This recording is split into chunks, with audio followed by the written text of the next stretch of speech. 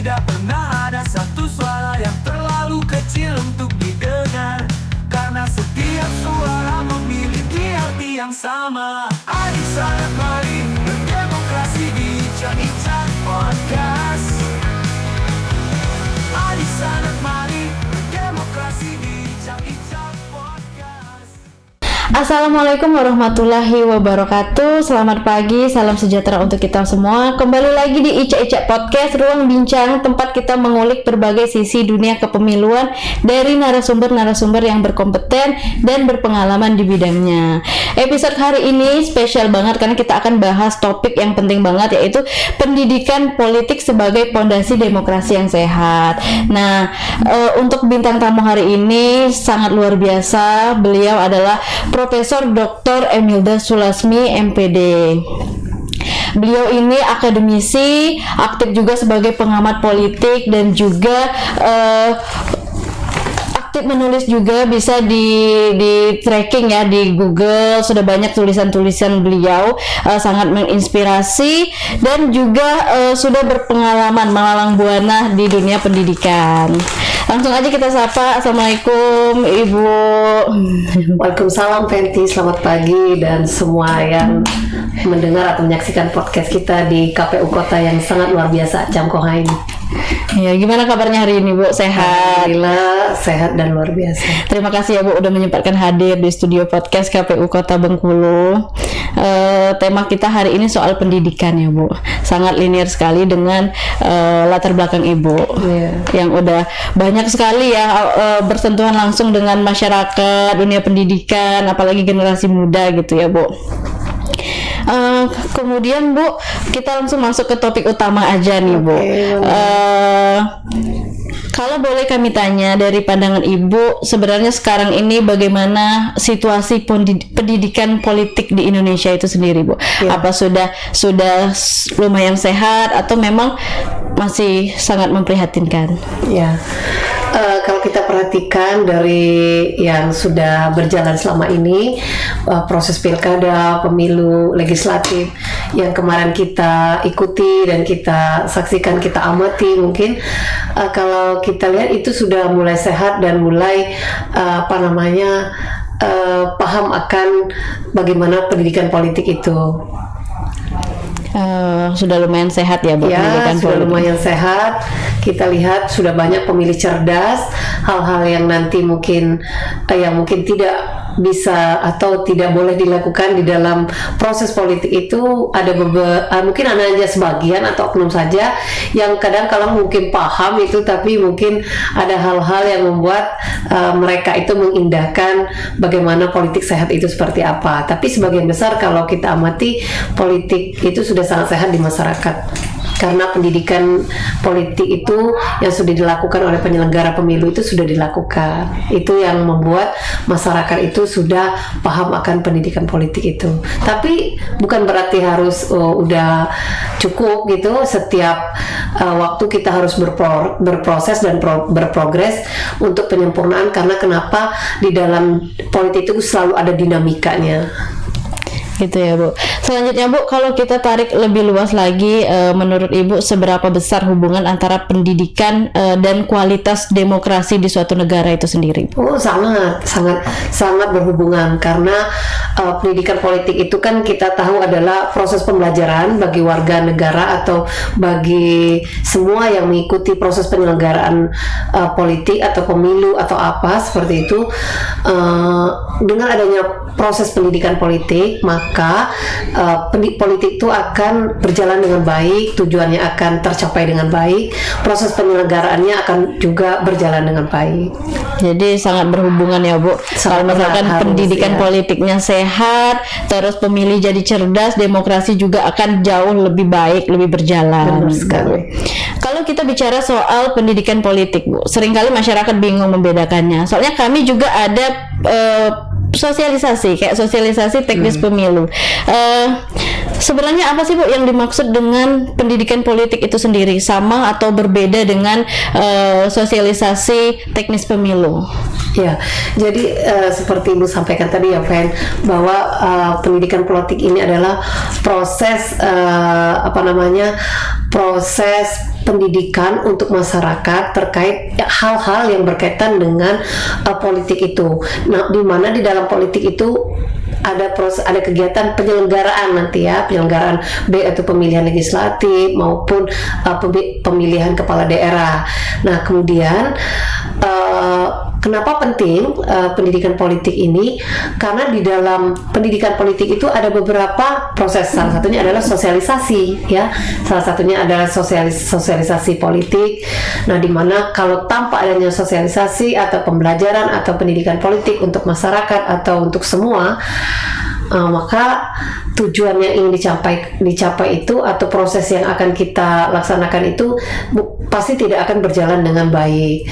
Nah, perbedaannya adalah kadangkala stigma atau pemahaman masyarakat terhadap apa sih pendidikan politik, apa sih sosialisasi.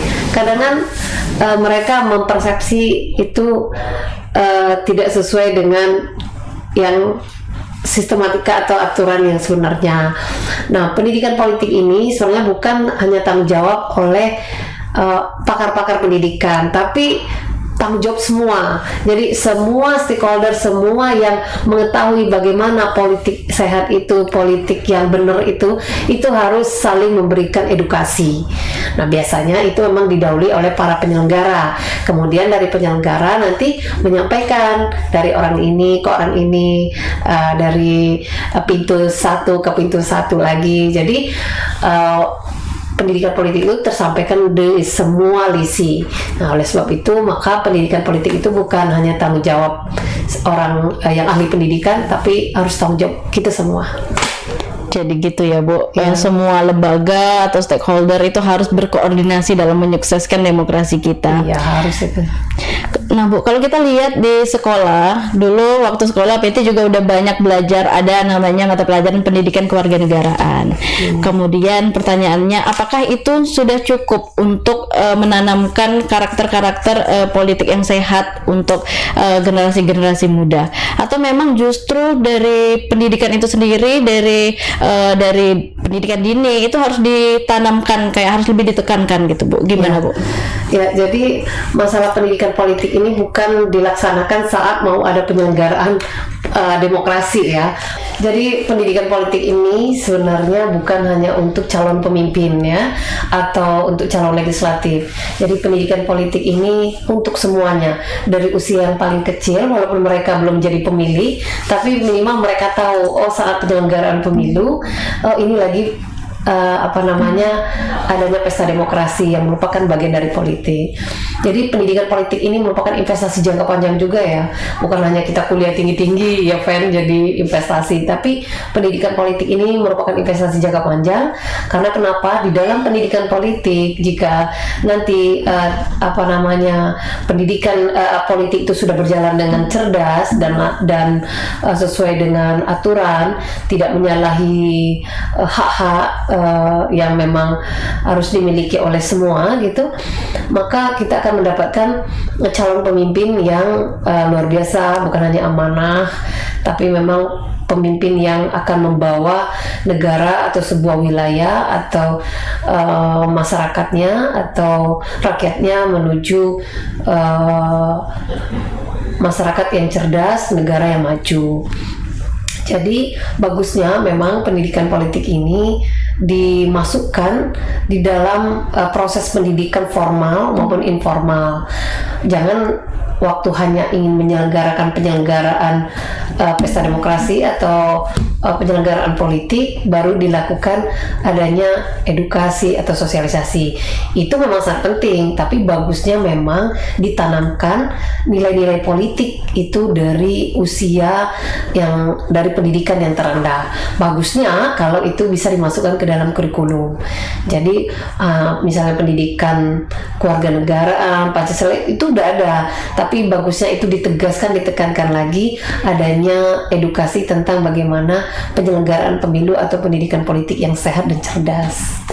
Gitu ya Bu, sangat penting berarti ya. Soalnya Bu banyak juga Pinti dengar banyak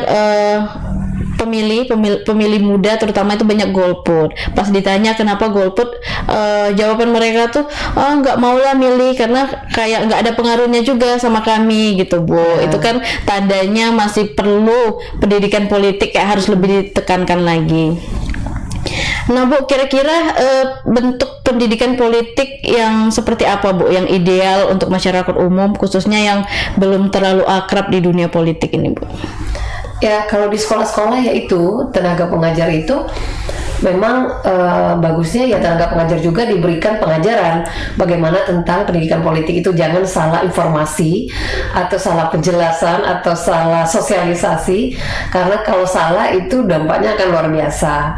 Nah, kalau di dalam waktu penyelenggaraan ya penyelenggara pemilu sudah menjalankan itu, penyelenggaranya dulu diedukasi, disosialisasi BIMTEK kan dengan penyelenggara KPU pusat mungkin atau komisi-komisi tertentu. Nah, untuk yang ke bawah ya seperti itu tadi, sosialisasi, pemahaman politik, edukasi, kemudian adanya FGD seperti itu salah satu untuk penyampaian bagaimana penyelenggaraan politik yang sehat dan cerdas. Jadi gitu ya Bu. Nah Bu, dalam praktiknya kami sebagai penyelenggara pemilu itu ada tugas khusus dalam menyampaikan informasi tadi teknis kepemiluan gitu Bu. Biasanya menjelang pemilu, menjelang pilkada gitu Bu. Tapi tantangan kami adalah bagaimana membuat masyarakat bukan hanya tahu kenapa harus memilih gitu Bu, tapi paham tentang kayak mengapa mereka itu harus memilih gitu Bu. Menurut Ibu strategi apa yang efektif agar masyarakat tidak apatis dan benar-benar mengerti makna hak pilih mereka itu Bu? Ya, kita akan menyampaikan bagaimana pemilih itu atau masyarakat ini bagian dari pondasi penyelenggaraan pemilu, karena kenapa, dan kemudian harus menyampaikan bahwa mereka punya hak. Nah, kalau mereka tidak menyalurkan hak mereka itu, dan itu salah satu menyalahi aturan seperti itu kan ada di PKPU. Jadi kalau walaupun itu hak mereka untuk memilih, tapi bagaimana kita menyentuh mereka, hak mereka itu disalurkan. Nah, kenapa banyak pemilih yang golput itu kadangkala pemahaman mereka tentang hak mereka, kemudian ya itu tadi pendidikan politiknya belum masuk ke mereka. Nah, kita sebagai masyarakat semua, bukan hanya penyelenggara, seperti saya katakan di awal bahwa pendidikan politik ini bukan hanya tugas orang-orang pendidikan, tapi pendidikan politik adalah tugas bersama, tugas semua, tanggung jawab semua untuk menyampaikan bagaimana politik itu yang sehat dan cerdas itu sangat penting. Kalau lagi melakukan, kita lagi pesta demokrasi, menjalankan pemilu, ini hak-hak mereka itu kita sampaikan dan kita berikan juga pemahaman bahwa hak itu harus disalurkan, karena kalau mereka tidak menyalurkan, mereka berarti tidak menjadi bagian dari politik suatu negara itu. Berarti untuk pendidikan politik ini bukan hanya tugas penyelenggara aja ya Bu. Semua stakeholder, semua lembaga harus berkoordinasi, berkontribusi. Iya, berkontribusi. Lalu Bu, apakah Ibu melihat Bu pentingnya kolaborasi antara lembaga, terutama KPU sebagai penyelenggara pemilu dengan lembaga pendidikan Bu? Kalau misalkan perlu, itu gimana kolaborasi yang ideal antara lembaga pendidikan dan penyelenggara pemilu? Iya, sangat penting kolaborasi pihak penyelenggara pemilu yaitu KPU dengan lembaga-lembaga pendidikan. Dan saya amati selama ini sudah berjalan dengan baik. Kolaborasi KPU dengan beberapa universitas, lembaga-lembaga pendidikan formal maupun informal itu sudah dilakukan, sudah dijalankan, sudah dilaksanakan. Kalau masalah hasil biasanya yang penting kita sudah berupaya secara maksimal. Hasil itu kadang-kala seiring jalan mengikuti. Nah, oleh sebab itu maka kesadaran nawaitu dan tanggung jawab bersama itu yang penting. Kalau sudah ada kesadaran nawaitu atau tanggung jawab bersama itu sudah berkolaborasi baik, maka pasti hasilnya nanti pasti akan baik. Terakhir nih Bu, sebelum kita tutup, ada harapan atau pesan nggak Bu untuk generasi muda, terutama pemilih-pemilih baru yang baru menginjak usia 17 tahun gitu Bu, agar bisa memahami hak pilih mereka sendiri, bukan hanya tentang harus memilih atau enggak, tapi benar-benar memahami mengapa mereka harus memilih. Ya, oke. Saya hanya punya satu moto, mungkin sering juga pernah didengar oleh kita semua, bukan hanya anak muda. Motonya seperti ini: jangan kau tanya apa yang negara atau orang berikan kepada kamu, tapi tanyalah apa yang kamu sudah berikan kepada negaramu, tanah airmu, atau orang lain yang bisa bermanfaat untuk kemaslahatan orang banyak. Nah, tentang politik adalah kalau orang mengatakan politik itu kotor, politik itu tidak kotor. Politik itu bersih. Yang membuat dia kotor itu adalah oknum atau orang-orang yang tidak bertanggung jawab dalam penyelenggaraan politik itu. Itu perlu ditekankan ya. Ya. Ya Bu, menarik sekali ya Bu, tersentuh saya Bu. Luar biasa sekali. Terima kasih banyak Ibu Profesor Dr. Emilda sudah hadir hari ini. Terima kasih atas ilmu dan insight yang luar biasa hari ini. Semoga obrolan kita bisa membuka perspektif baru, terutama di dunia pendidikan politik gitu ya Bu. Jangan lupa follow dan ikuti media sosial resmi KPU Kota Bengkulu, ada YouTube, Facebook, Instagram, dan jangan lupa juga subscribe dan komen podcast KPU Kota Bengkulu. Sampai jumpa di episode selanjutnya. Wassalamualaikum warahmatullahi wabarakatuh.